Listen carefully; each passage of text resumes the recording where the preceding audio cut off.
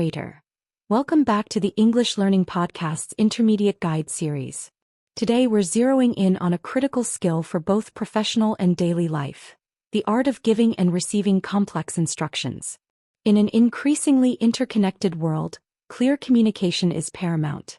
Whether you're delegating a crucial task at work, guiding someone through an intricate process, or simply trying to assemble a new piece of furniture, the ability to convey information precisely and absorb it accurately is what truly sets effective communicators apart.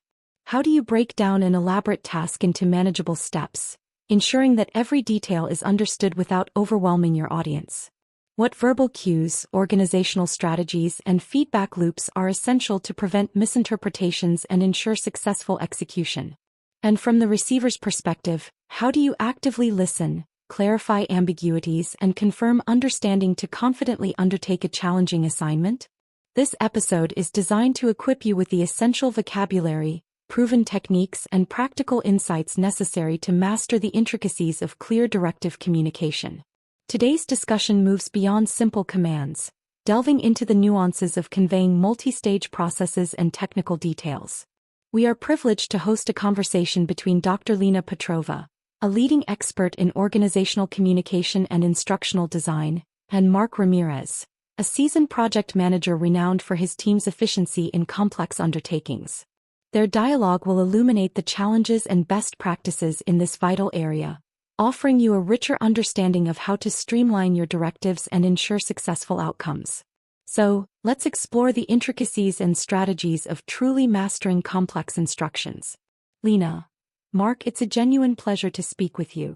Your reputation for leading highly efficient teams, even on projects with significant complexity, is truly impressive. From your perspective, when you're preparing to give a team a set of complex instructions, what are your initial, most crucial considerations? Do you immediately dive into the details, or is there a foundational groundwork you lay first? Mark. Lena, the pleasure is entirely mine. Your work on instructional clarity has significantly influenced my own practices. When preparing complex instructions, my initial consideration is always to establish the why before the how. Teams need to understand the purpose and overall objective of the task, how it fits into the broader project, and what the desired outcome looks like. This provides crucial contextual clarity and motivates them. I also immediately assess the audience's prior knowledge and experience with similar tasks. Are they novices or experts? This dictates the level of detail and technical jargon I can use. My foundational groundwork always involves defining the end state and ensuring everyone understands the big picture before we even touch the first step. Do you find that a lack of initial context is a common pitfall in instruction giving? Lena. Absolutely, Mark. Your emphasis on the why and audience assessment is unequivocally fundamental. A lack of initial context is indeed one of the most common and detrimental pitfalls. Without it, individuals are merely following steps without understanding their significance, leading to a higher probability of errors, reduced motivation, and an inability to troubleshoot effectively when unexpected issues arise. My research shows that providing a clear project overview, highlighting the impact of the task, and explicitly stating the expected deliverable at the outset significantly enhances comprehension and engagement. What specific strategies do you employ to break down an inherently complex set of instructions into digestible, actionable components without oversimplifying or omitting crucial details? Mark. That's where the art comes in, Lena. My primary strategy involves what I call chunking and sequencing. I break the overall complex instruction into smaller, logically grouped modules or phases. Each module is a self-contained unit with a clear subobjective. For example, instead of assemble the machine, I'd break it into prepare components, build the frame, install the electronics, and perform system checks. Within each module, I ensure a clear linear sequence of steps, often using numbered lists or flowcharts for visual clarity. I also use action verbs to make each step unambiguous. Another key is to identify decision points or conditional steps and explicitly state the criteria for each path. For critical steps, I often include a checkpoint or verification step to ensure accuracy before proceeding. Do you find that the medium of instruction, whether verbal, written, or visual, significantly impacts the effectiveness of conveying complexity? Lena. Mark, your chunking and sequencing method coupled with visual aids and checkpoints is a highly effective instructional design principle. The medium of instruction is indeed a pivotal factor, and its impact is often underestimated. For highly complex or procedural instructions, visual aids like diagrams, schematics, or video demonstrations are often invaluable. They can convey spatial relationships or intricate movements far more efficiently than text alone. Written instructions, when well-structured with headings, bullet points, and clear formatting, provide a permanent reference and allow the receiver to review information at their own pace. Verbal instructions, while useful for immediate clarification and Q&A, are notoriously prone to misinterpretation and forgetting, especially for multi-step processes. Therefore, a hybrid approach, combining a concise verbal overview with detailed written or visual documentation, often yields the best results. How do you manage the process of receiving complex instructions yourself, ensuring you've grasped every nuance and are prepared for execution? Mark. That's a critical aspect, Lena, because effective execution starts with perfect reception. When receiving complex instructions, my first step is always active listening. Not just hearing words but truly processing the meaning, intent, and underlying assumptions. I prioritize asking clarifying questions immediately, especially about any ambiguous terms, acronyms, or unstated expectations. I often paraphrase the instructions back to the giver in my own words, saying, "So if I understand correctly, the steps are X, Y, and Z, and the expected outcome is A. Is that right?" This technique, known as reflective listening, immediately highlights any misunderstandings. I also mentally, or physically if appropriate, map out the process, identifying potential roadblocks or dependencies. If possible, I request written documentation or take meticulous notes because memory is fallible. Finally, I confirm the success criteria and the communication protocol for questions or issues that might arise during execution. In your view, what are the most common barriers to effective receiving of complex instructions, and how can individuals overcome them? Lena. Mark, your approach to receiving instructions, active listening, reflective questioning, and mapping, is exemplary and truly minimizes potential errors. The most common barriers to effective receiving often include cognitive overload, where too much information is presented too quickly, leading to the receiver tuning out. Another significant barrier is confirmation bias, where the receiver unconsciously hears what they expect to hear, rather than what is actually said. A lack of psychological safety also plays a role. If individuals fear appearing unintelligent or incompetent, they might refrain from asking clarifying questions, leading to silent misunderstandings. Finally, distractions, both internal and external, can severely impede attention and retention. To overcome these, individuals should practice mindful listening, pause the instruction giver if necessary to process information, and consciously challenge their own assumptions. Creating an environment where no question is a dumb question is paramount. What role does feedback play in both the giving and receiving of complex instructions, particularly in iterative or ongoing projects? Mark. Feedback is the linchpin of continuous improvement in instructional communication, Lena. For the instruction giver, soliciting direct feedback on clarity and comprehensibility is crucial. After delivering instructions, I often ask, what parts were clear, and what parts still need more explanation? Or what potential challenges do you foresee in executing these steps? This allows me to refine my communication style for future interactions. For the receiver, providing proactive feedback during the execution, especially if a step is unclear or a roadblock is encountered, is essential. It's about opening a two-way communication channel to prevent issues from escalating. In ongoing projects, iterative feedback loops are vital. After a task module is completed, we review its execution, identify what worked and what didn't, and use those learnings to improve instructions for the next phase. This fosters a culture of shared responsibility for clear communication. In your experience, how do cultural differences impact the giving and receiving of complex instructions, particularly regarding directness, hierarchy, and nonverbal cues? Lena. Mark, your emphasis on feedback as a linchpin resonates perfectly with instructional design principles.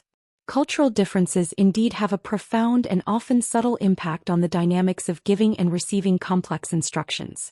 In high-context cultures where much of the meaning is embedded in the unspoken context, shared understanding and relationships, instructions might be less explicit, relying on the receiver to infer details from nonverbal cues, shared history or the social hierarchy. In such settings, being overly direct might even be perceived as rude or distrustful. Conversely, in low-context cultures, directness and explicit detail are highly valued, and ambiguity can lead to frustration and errors. Power distance, as theorized by Hofstede, also plays a critical role. In high-power distance cultures, subordinates might be reluctant to ask clarifying questions of a superior, fearing to challenge authority, leading to silent misunderstandings. Nonverbal cues, eye contact, gestures, tone of voice, also carry different meanings across cultures, potentially adding layers of misinterpretation. Therefore, cultural intelligence (CQ) and cross-cultural communication training become indispensable for anyone involved in international project management or diverse team leadership. What are the common pitfalls individuals fall into when trying to simplify complex instructions, and how can they avoid them? Mark. That's a critical point, Lena, especially in our globalized workplaces. The biggest pitfalls when simplifying complex instructions often arise from oversimplification or making assumptions about prior knowledge. The instruction giver might remove too much detail, assuming the receiver already knows that, which leads to crucial gaps. Another pitfall is using ambiguous language or vague terms, e.g., just do it quickly, handle this soon, that lack specific metrics or timelines. A third is failing to anticipate potential failure points or troubleshooting steps, leaving the receiver stranded when an unexpected issue arises. Finally, a common mistake is providing instructions in a single long block of text or speech, which is difficult to process and recall. To avoid these, instruction givers must actively combat the curse of knowledge, assuming others know what you know.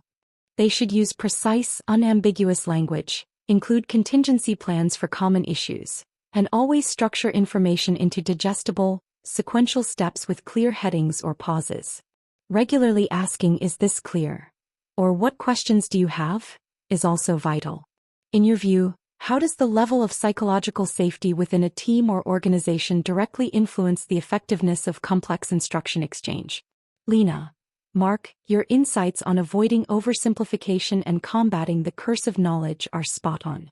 The level of psychological safety within a team or organization is, in my assessment, an absolutely critical determinant of effective complex instruction exchange.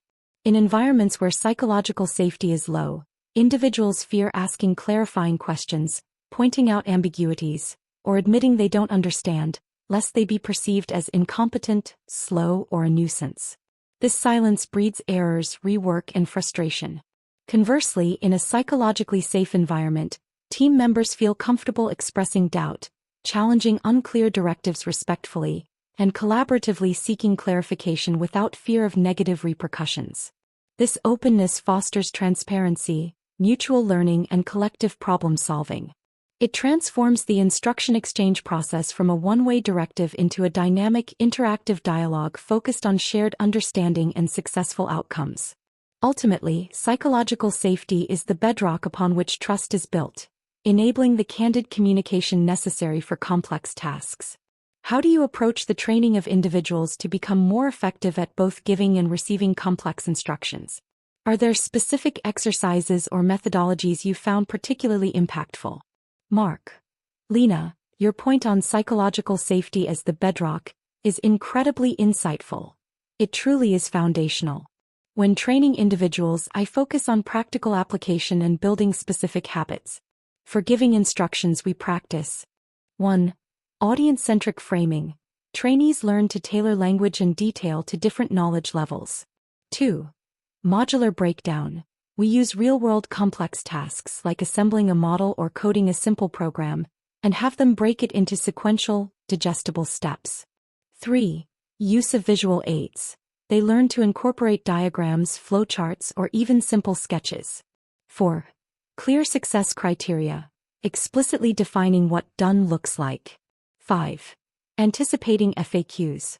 Brainstorming common misunderstandings. For receiving instructions, key exercises include 1. Active listening drills. Practicing paraphrasing and summarizing. 2. The 5 whys for clarification. Encouraging them to ask why until the root purpose is clear. 3. Role-playing ambiguity. Simulating scenarios where instructions are intentionally vague, forcing them to ask clarifying questions. 4. Confirming understanding. Practicing teach-back methods, where the receiver explains the instruction back to the giver. 5. Proactive feedback loops. Training them to identify and communicate potential roadblocks early. We emphasize that both giving and receiving are active, not passive processes. The teach-back method has been particularly impactful for receiving, as it immediately exposes gaps in understanding. What long-term benefits do organizations or individuals gain from consistently mastering this skill of complex instruction exchange? Lena. Mark, those training methodologies are incredibly practical and well-aligned with effective learning. The teach-back method is indeed a powerful tool. The long-term benefits of consistently mastering complex instruction exchange are manifold and deeply impactful for both organizations and individuals.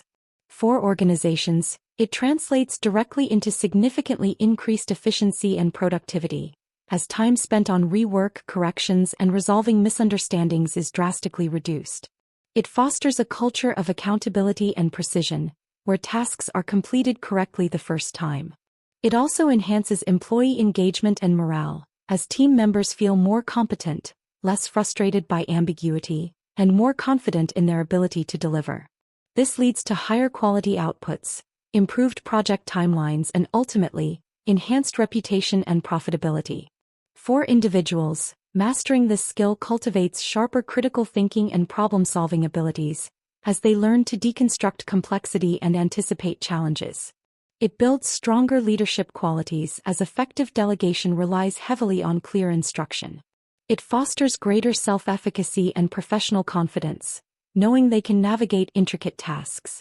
Furthermore, it enhances interpersonal communication skills across the board, improving collaboration and reducing friction. Ultimately, it's a foundational competency that empowers both individuals and the collective to navigate the complexities of modern work and life with greater clarity, less stress, and more consistent success. Narrator. What an exceptionally valuable and comprehensive conversation with Dr. Lena Petrova and Mark Ramirez. Their insights have masterfully illuminated the critical nuances involved in giving and receiving complex instructions. We've explored everything from establishing context and chunking information to the pivotal role of psychological safety and culturally aware communication. Their discussion powerfully underscores that effective instruction exchange is not a mere transaction of words, but a dynamic, iterative process built on clarity, active engagement, and mutual understanding. Now, let's consolidate some of the key vocabulary and concepts from their rich dialogue that you can integrate into your own communication practices. Practice session. Expressing yourself. Let's revisit some valuable phrases and concepts from today's in-depth episode. Practice using these in your own communication. Contextual clarity. Understanding the purpose and bigger picture of a task. Chunking and sequencing. Breaking down complex information into smaller, logical steps. Visual clarity. Using diagrams, flowcharts, or other visual aids to make instructions clear. Active listening. Fully concentrating on what is being said, not just hearing the words. Reflective listening. Paraphrasing instructions back to confirm understanding. Psychological safety.